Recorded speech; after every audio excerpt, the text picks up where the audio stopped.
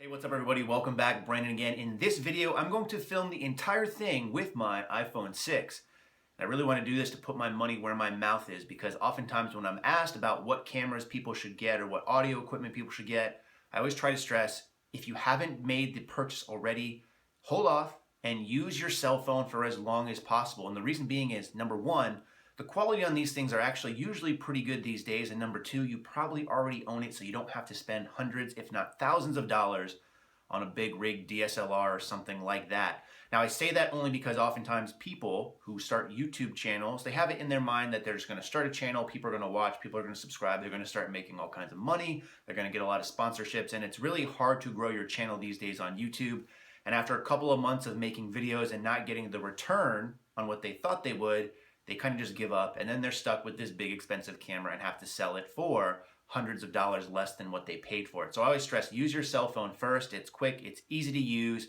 However, that being said, I do not use my cell phone anymore. I've spent a lot of money on recording equipment, but that being said, again, I want to give this video a shot with my iPhone 6. In fact, I'll even edit it in iMovie, which is a free program that comes with most Macintoshes.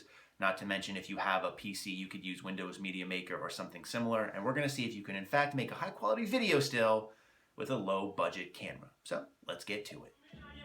So like every other training session on this program, it starts off with back squats. Today is my 8 rep day. So 360 pounds for 5 sets of 8 reps, with that last one being an AMRAP. And for the most part, these felt pretty good. Now, my groin was actually feeling pretty tender during this particular training session, and it did all weekend. That last training session on Friday where we did heavy sets of 4 really kind of affected me. And I really spent some more time in my mobility and warm up on this particular day, which is something that I haven't really been doing. I think it also helped that it was warmer this particular day than it's been the past week or so. So here in Rhode Island, it's actually been in the 50s to almost 60s on some days, which means the warmer it is out, the warmer my groin is. And these sets all moved really well. Again, the last set was actually an AMRAP. All right, so another great benefit to cell phone, and a little bit of a warning if this video is a little shaky, it's because I just finished those 5 sets of squats, is the fact that most people always have their cell phone on them. It's very easy to just put in your pocket and carry around, and you usually will never forget it at home. Now, me on the other hand, I have forgotten my camera, my lens, my memory card, forgot to charge my big DSLR before going to the gym numerous times, in which case, pretty much renders it useless. I can't use it if I don't have those things when I go and train. A cell phone I always have on me, not to mention it's always usually charged because the cell phone is life for many of us these days. Got to check those Instagram updates if you know what I'm saying. But you never leave home without it. It's always charged, very easy, again, to just take out wherever you are and film, whether you're vlogging, whether you're in the gym, whether you're showing people what you eat. It's very inconspicuous. So number one, in the gym, it's inconspicuous. I know a lot of people who are new to YouTube don't want to bring a big DSLR. They don't want to bring a tripod into the gym because they'll get weird looks. They feel weird about it. Camera's very easy. You don't need a tripod for it. You can ask someone to just hold the camera and film you, and they'll know how to use it as opposed to maybe knowing how to use your big DSLR camera.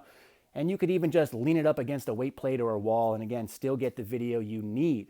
Now that's not to say you can't use DSLRs for vlogging. They're just usually not the best fit. There are people out there who do a very good job doing it, like Casey Neistat, for example, one of the most popular vloggers on YouTube.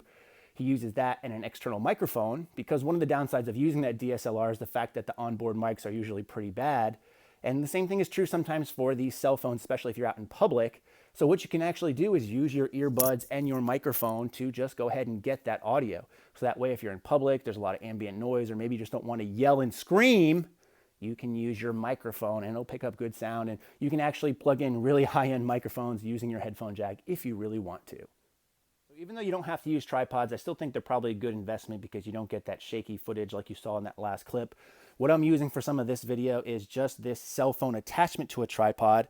So it just has a normal thread on there that'll attach to any single tripod you have. This is just one of the extra ones that I have. It's a cheapy tripod, I think made by Polaroid.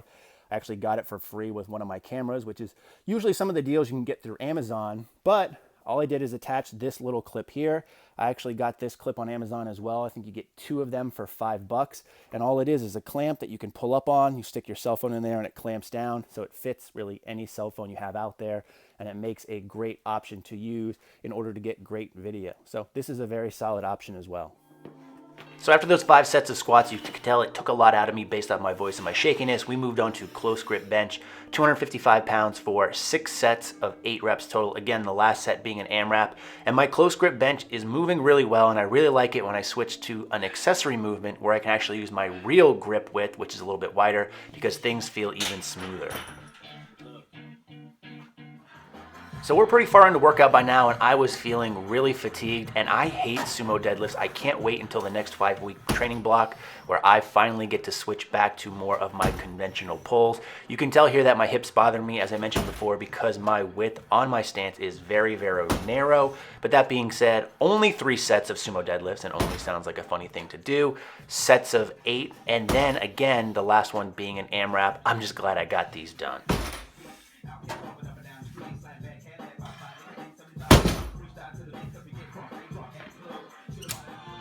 So after the main movements were done, moved on to accessories, and this is kind of what I was talking about, using my normal grip width on bench for some SPOTO pressing, 195 pounds, 5 sets of 8, so lots of volume. I don't know if you can hear some of the background music, but it's been interesting because it seems like almost every set that I film on these training sessions seems to be Eminem. It just is the luck of the draw, I guess. But these all moved really well, felt really good, and I'm really looking forward to seeing how my bench has improved on this program.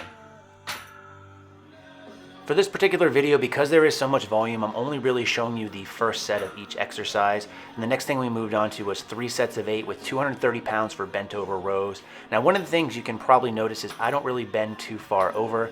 Occasionally I'll throw pendlay rows in here where you're more of a straight flat black parallel to the ground, but I just feel this best in my lats with this position. So from there, moved on to some tricep work, 5 sets of 8 with just 72.5 pounds, but these overhead extensions work the best with the spud pulley that I showed you guys in a few videos ago. Really feels pretty good and don't really feel it at all in my elbows, which is definitely key considering how much volume we've done at this point. Now the program actually calls for some more actual tricep work, but one of the things I really want to do is work up on building my back. I feel like I've been neglecting it some, so I threw in some weighted pull-ups here, and I could really work on my extension at the very bottom, but again, given the limited amount of space I have here in my long, lanky ass arms, did 3 sets of 8 here with 25 pounds weighted. All right, so I have the clips from my iPhone uploaded to my computer. I just opened iMovie. I'll do some screen capture about how I go about editing this. I'm gonna leave it very basic, very simple, because again, you don't necessarily need to put a lot of time and effort in to still get some pretty decent results. So let's go ahead and get to it. Oh, and one thing I should say is also, I'm gonna open up another browser to keep track of a stopwatch to see exactly how long this editing process takes me. And one of the other things that I will say is I'm obviously going to have to grab this clip and put it into the project as well. So I'll stop this recording now and do that.